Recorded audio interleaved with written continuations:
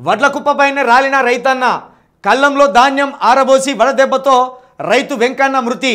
మహబూబాద్ జిల్లా మదనతుర్తిలో విషాదం. ఇగో ఈ ₹1,00,000 చెక్కు తీసుకుపోయి ఈ కుటుంబానికి కేటీఆర్ గారు వడ్ల కుప్పపైనే రాలిన రైతు ప్రాణం.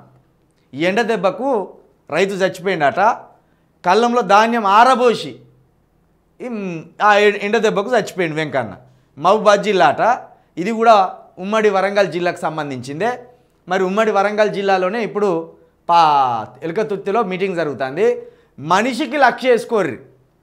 బీఆర్ఎస్ లీడర్లు ఎవరైతే ఉన్నారో మనిషికి ₹1,00,000 వేస్తే కోటి పైన అయితే ఈ మధ్యలో వడదెబ్బలు తగిలి ఎవరెవరైతే రైతులు చనిపోయినలో మొన్న ఒక మహిళ చనిపోయింది.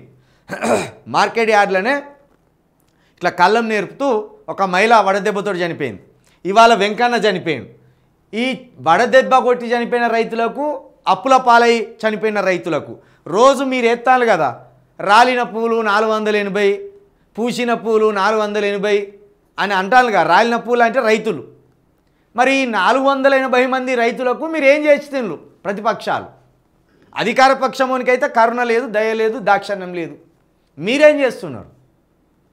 దోసుకున్న సొమ్ము ఉన్నది కదా.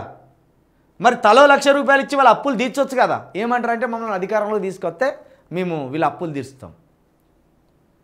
అధికారంలోకి వచ్చినాక తీరుస్తామని చెప్పేటోడు ఇంతమంది ఉంటారు. నేను కూడా అంట. అధికారంలోకి రాకముందు మీ దగ్గర డబ్బులు ఉన్నాయి, వాళ్ళకి ఏ విధంగా సహాయపడుతున్నారు అది చేయండి.